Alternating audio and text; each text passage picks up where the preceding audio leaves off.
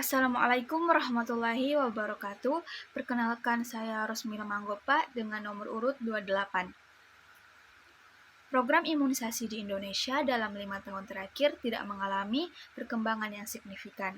Hasil riset Kesehatan Dasar 2018 Kementerian Kesehatan RI menunjukkan cakupan status imunisasi dasar lengkap pada anak usia 12-23 bulan menurun dari 59,2% menjadi 57,9%.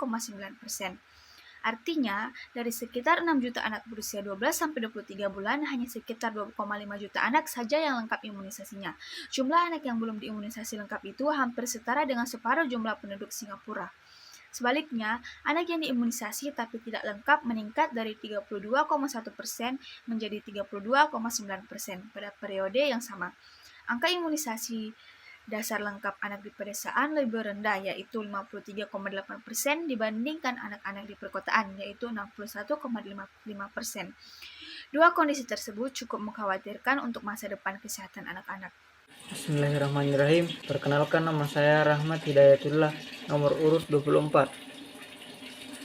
Stagnasi cakupan imunisasi tidak saja terlihat dari cakupan imunisasi dasar lengkap yang menurun tersebut, tapi juga penundaan atau penolakan sebagian masyarakat terhadap program pengebalan tubuh seperti kampanye imunisasi campak atau measles dan rubella atau PMR tahap kedua di 28 provinsi luar Pulau Jawa.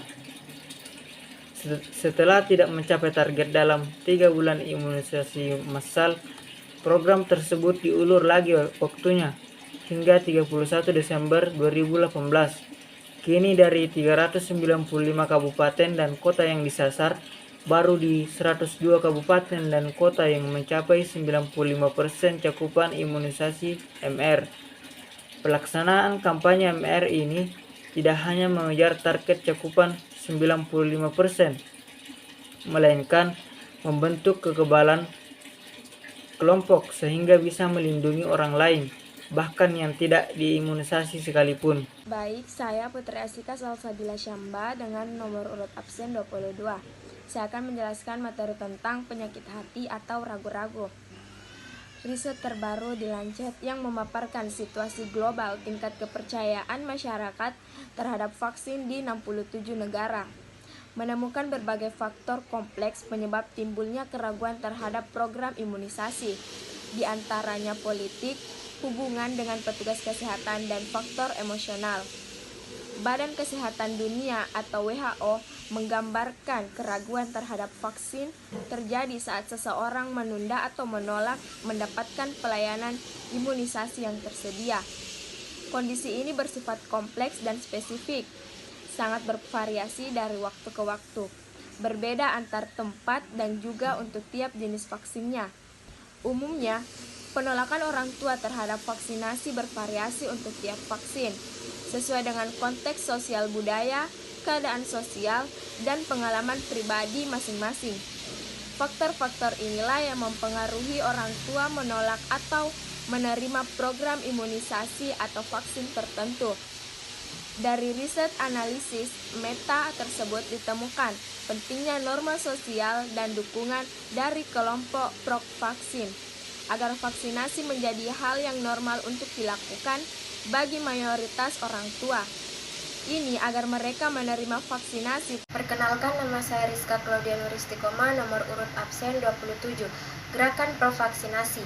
Kasus lain yang menunjukkan dampak faktor emosional bisa dilihat dari kejadian luar biasa campak di California yang menyebar di beberapa negara bagian pada tahun 2015. Dari 188 kasus campak, umumnya terjadi pada mereka yang tidak divaksinasi karena adanya aturan pembebasan vaksin karena alasan pribadi atau kepercayaan. Kejadian luar biasa ini menjadi titik kritis bagi orang tua pro-vaksin yang membuat sebuah gerakan untuk membatalkan aturan ini. Pencabutan aturan ini akhirnya berhasil diloloskan oleh Senat California. Gerakan di California juga menggunakan pendekatan emosional melalui imbauan dari seorang anak penderita leukemia bernama Red yang mengajak orang-orang untuk divaksinasi. Para kelompok pro-vaksin juga membagikan kisah-kisah emosional dan kesaksian pribadi menggunakan platform YouTube, dan Facebook. Dalam hal ini, Kisaret adalah cara ampuh untuk mengunggah emosi dan mengubah pikiran orang untuk mendukung vaksinasi. Di Italia, guru-guru yang peduli program vaksinasi juga dimobilisasi untuk mendesak pemerintah agar mempertahankan aturan vaksinasi wajib bagi setiap anak. Mereka tidak ingin anak-anak yang tidak divaksinasi di dalam kelas menjadi sumber penyakit bagi murid lainnya. Inisiatif seperti ini perlu diperjuangkan sebagai contoh untuk memotivasi orang lain. Bismillahirrahmanirrahim. Perkenalkan, nama saya Reski Wahyuni dengan nomor urut absen 26. Di sini saya akan menjelaskan materi tentang pendekatan persuasif dan melawan hoaks. Investigasi dari BBC terhadap berita palsu atau hoaks di Afrika dan di India menunjukkan bahaya penyebaran informasi tidak akurat lewat media massa atau media sosial seperti Facebook pada sentimen dan perilaku publik, termasuk merusak kepercayaan masyarakat terhadap vaksin. Kondisi ini memicu penolakan terhadap vaksinasi dan meningkatkan risiko wabah penyakit. Fenomena ini juga terjadi di Indonesia, salah satu negara dengan pemakaian internet tertinggi di dunia setelah India dan Cina. Banyak orang tua di Indonesia memilih tidak memvaksinasi anaknya atau menolak vaksin yang disiapkan pemerintah akibat pengaruh hoaks. Rupanya, salah satu topik hoaks yang paling banyak beredar di masyarakat Indonesia adalah hoaks tentang kesehatan. Lebih mengkhawatirkan lagi, 65% orang Indonesia menelan mentah-mentah informasi yang belum tentu akurat yang beredar di internet. Disinilah salah satu tantangan terberat program imunisasi untuk menangkal berbagai pemberitaan negatif terhadap vaksin lewat media sosial. Belajar dari negara dengan tingkat kepercayaan tertinggi terhadap program imunisasi, misalnya Slovenia dan Yunani. Kita bisa lihat bahwa meningkatkan kepercayaan masyarakat akan program imunisasi karena masyarakatnya percaya bahwa vaksin aman dan efektif dalam mencegah penyakit. Untuk itu, Kementerian Kesehatan juga menjalin kerjasama masyarakat anti fitnah Indonesia atau MAFINDO atau Forum Anti Fitnah, Hasut dan Hoaks untuk menangkal berita hoaks MR. Gerakan pro-vaksin dengan menggunakan pendekatan persuasif emosional juga telah dilakukan berbagai pihak di Indonesia. Misalnya Grace Melia, seorang ibu dari anak yang menderita congenital rubella syndrome atau CRS. Ia gigikam menyekan vaksin rubella dengan membangun jejaring dengan orang tua yang mengalami beban yang sama dengannya untuk saling berbagi lewat rumah ramah rubella. Dari sisi birokrasi, Kementerian Kesehatan berusaha keras menjalin kerjasama, termasuk dengan melibatkan kantor staf kepresidenan untuk mensukseskan imunisasi MR.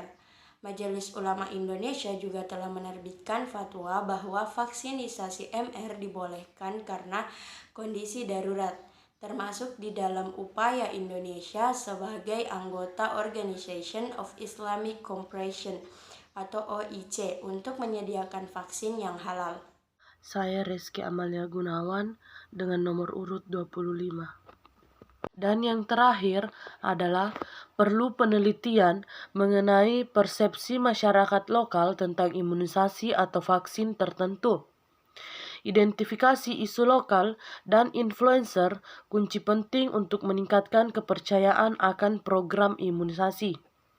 Para pemangku kepentingan, para profesional kesehatan dengan tokoh agama lokal harus membangun dialog untuk memberi informasi yang benar tentang vaksinasi melalui pengaruh pemimpin agama di tingkat lokal.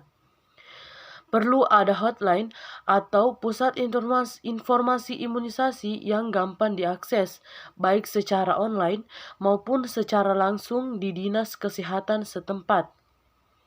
Ruang tunggu rumah sakit, puskesmas, atau klinik untuk membantu meredahkan berita hoaks dan memungkinkan orang yang ragu-ragu untuk mau memvaksinasi anaknya.